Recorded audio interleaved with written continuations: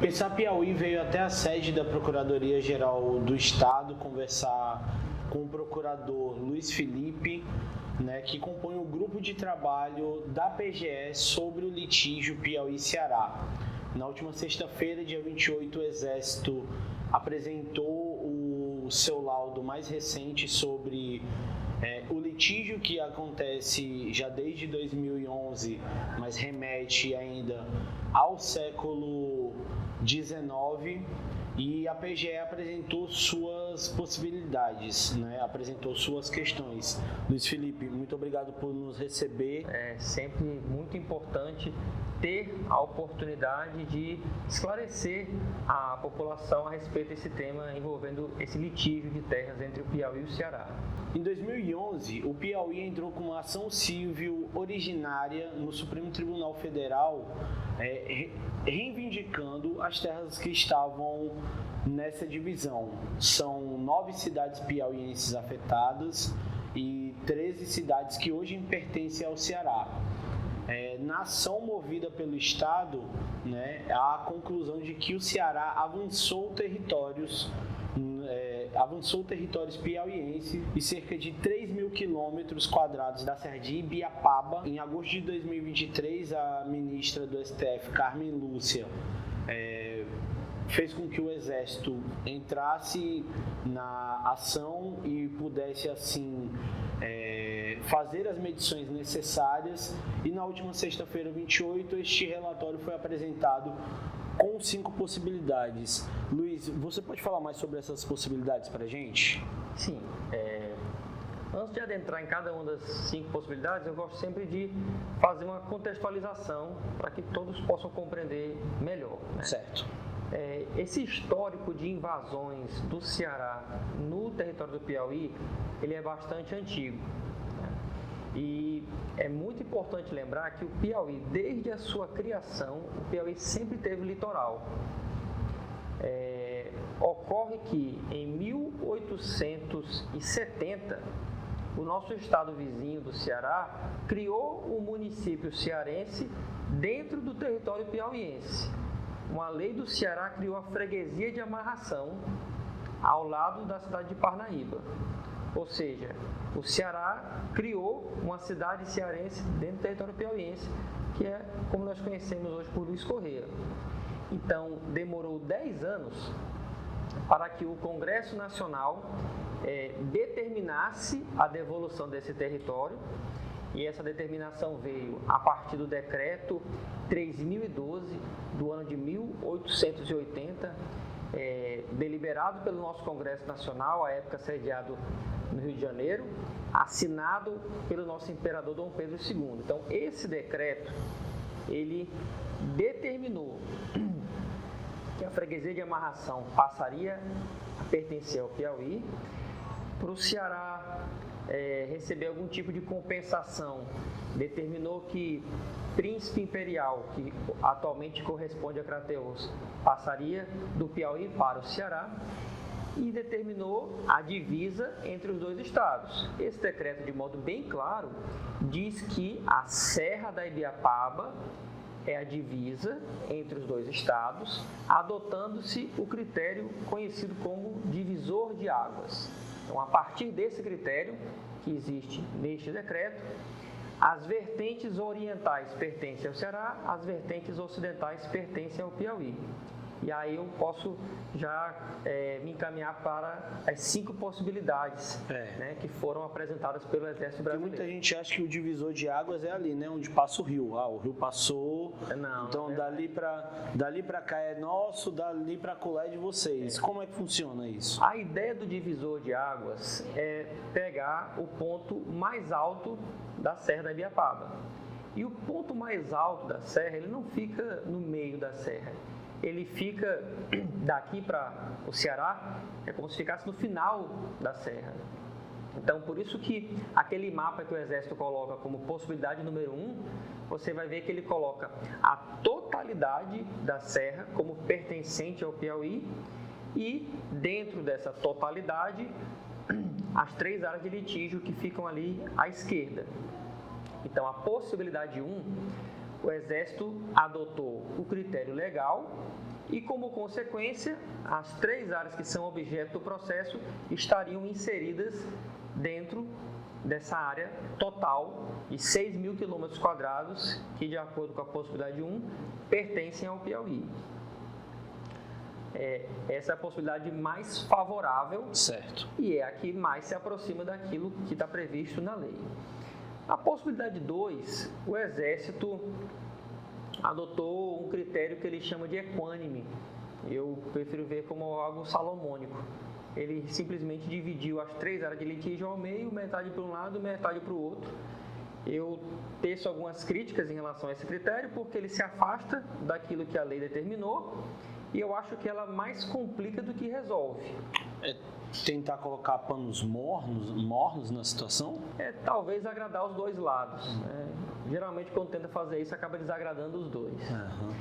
A possibilidade número 3, ela coincide exatamente com aquilo que o Piauí está pedindo nesta ação, nessa CO 1831, que é que as 3 áreas de litígio, que tem metragem muito próxima de 3.000 km², sejam declaradas como pertencentes ao território do Piauí. Então, a possibilidade 3, ela coincide com a nossa petição inicial proposta em 2011. Por outro lado, a possibilidade 4, o Exército, eu acho que como se fosse algo meramente retórico, ele daria essas 3 áreas para o Ceará. Seria uma solução que viola literal disposição de lei, esse decreto de 1880, e levaria em conta critérios subjetivos, sentimento, pertencimento, algo que nós não concordamos. E, por fim, o Exército apresentou uma outra possibilidade baseada em opiniões do IBGE. E aí, quando se defende algo de acordo com a opinião do IBGE, nós precisamos destacar que a jurisprudência do STF, ao julgar casos análogos, casos similares envolvendo outros estados da federação, de modo enfático, de modo bastante categórico, ele diz que o IBGE não tem competência para funcionar como perito nesse tipo de processo. Ele não tem, dentre as atribuições do IBGE, muito ligadas ao censo, ele não tem essa atribuição de definir divisa entre os estados. Então, o STF já falou isso em mais de uma oportunidade. A Procuradoria-Geral do Piauí entende que o IBGE não possui a isenção e a imparcialidade necessária para opinar nesse caso, porque se nós pegarmos os mapas do Brasil até 1991, você consegue ver as 3 áreas ali em litígio entre o Piauí e o Ceará, não dando nem para um e nem para outro. Sim. Agora, curiosamente, sem nenhuma explicação, sem nenhuma lei, sem nenhuma decisão judicial, os mapas que o IBGE fez a partir de 2011 suprimiram essas áreas e entregaram de mãos beijadas para o Ceará. Então, o Piauí entende que ele não é isento nem imparcial nesse ponto. O STF diz que ele não tem competência para tanto.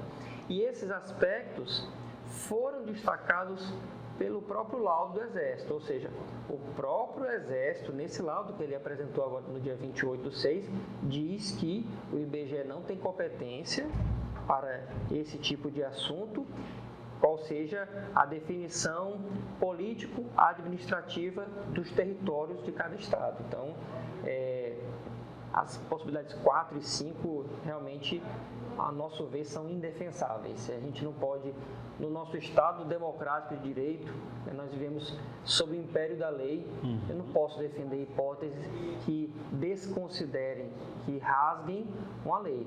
O Piauí, ele, nesse caso, ele está muito tranquilo, muito otimista, porque tem a certeza, tem a convicção de que a lei está do lado do Piauí. Procurador, existe aí também uma questão, né? Ao mesmo passo em que a PGE se manifesta colocando as possibilidades que estão favoráveis ao Piauí, pelo lado cearense também há a mesma coisa, né? O Ceará coloca que as possibilidades são pró-Ceará. né? O que nós queremos saber, isso vai acabar se tornando uma guerra de narrativas ou o Piauí tem um sustentáculo forte o suficiente para fazer com que a lei seja de fato cumprida? O senhor trouxe, né, que houveram ações recentes no Supremo Tribunal Federal de divisas, foi Pará, Mato Grosso, não é? Houve também em Santa Catarina. Teve uma que o Piauí também fez parte, Piauí, Tocantins, Bahia e Maranhão. Um caso um pouco mais recente. Ali na Matopiba mesmo. Isso. A gente procura sempre pautar nossas ações em ações similares, né? Então, este processo está seguindo rigorosamente o mesmo rito. Quem deve funcionar como perito é o Exército Brasileiro, o IBGE não deve opinar. Então, entendemos que essa interpretação que o Estado do Ceará fez em relação ao laudo, naturalmente, ele procurou ver os pontos positivos para a pretensão dele. Então, não há nada de novo. Desde a contestação que o Ceará apela para essa questão do sentimento, do pertencimento, da cultura. E o Piauí entende que o STF sempre julgou de modo objetivo esse tipo de demanda. As definições dos estados, elas são questões objetivas e não subjetivas que necessitem uma consulta da população ou uma espécie de plebiscito. Quando se invoca essa questão de consulta, de plebiscito, lá no artigo 23 da Constituição, ela é necessária para outro tipo de situação, como subdividir um estado ou um estado incorporar o outro. Há alguns anos mesmo o Pará teve a oportunidade e a população do Pará foi consultada sobre a possibilidade de dividir o Pará em 3 estados. E aí foi feito um plebiscito. Mas a divisão de um estado em 3 não se confunde com o que nós estamos a discutir nesse processo. Então, 2 estados bem definidos. O que não está bem definido e precisa ser definido para que se dê segurança jurídica aos 2 envolvidos é onde é que se traça essa linha divisória entre o Piauí e o Ceará. Entendi. Eu gostaria de saber também um pouco mais sobre esse avançar do Ceará no território piauiense e sobre como isso impede que políticas públicas possam chegar até estes locais, porque aqui, na minha compreensão, nós não estamos falando sobre uma mera guerra de egos para dizer a quem pertence, não. Uma implicação geográfica deste tamanho, ela quer dizer que determinada população pode ter alcance a certas políticas ou não. É isso mesmo? Exatamente. A própria razão de ser de um Estado é prestar serviço público. É saúde, educação, segurança, infraestrutura. E para se planejar e executar uma política pública, precisa ter noção da sua área de trabalho, qual é o seu território. Então, é fundamental eliminar qualquer tipo de insegurança jurídica em relação ao território dos 2 estados. Tivemos um relato recente, o município de Pedro II tinha uma política pública de realizar uma estrada para atender ao clamor popular em determinada localidade e não conseguiu executar essa política pública porque o município do estado vizinho alegou que se fizesse já estaria avançando no território do estado do Ceará. Então, esse é um exemplo de um gestor municipal que tentou executar uma política pública e se viu impedido porque alegaram que, caso fizesse, estaria avançando, né, projetando para o estado vizinho. A partir desse lado do Exército, talvez fique mais claro ainda, né, que essa estrada aí continuaria no Piauí e não adentraria no Ceará. Então, na verdade, a gente percebe muitas vezes um certo terrorismo causado pelo outro lado, de eu não quero deixar de ser cearense, eu não quero tornar piauiense. Essa ação ela não busca alterar a documentação das pessoas ou alterar no sentimento e na cultura das pessoas. Essa ação busca trazer luz deixar as coisas bem claras para que cada gestor municipal e cada gestor estadual tenha condições de planejar e condições de executar as políticas públicas para atender ao clamor da população, né? E não da população do estado vizinho e vice-versa. Luiz Felipe, em abril passado, em uma reunião na Associação de Prefeitos, a discussão é de que agora no STF, com esse laudo do Exército, essa discussão atingiria o seu nível mais maduro, e aí nós podemos vê-lo materializado nessas 5 possibilidades. Daqui para frente, o que pode acontecer? Qual é a expectativa da PGE? Quais são as ações que a PGE tem agora no seu horizonte?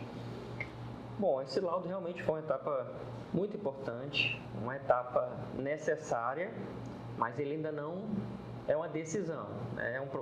Nós precisamos ter esse documento para permitir o STF iniciar o julgamento, né? Então, agora que tem um laudo no processo, o STF vai intimar as duas partes para que elas se manifestem, ou apresentando impugnação, ou requerendo algum tipo de esclarecimento por parte do Exército.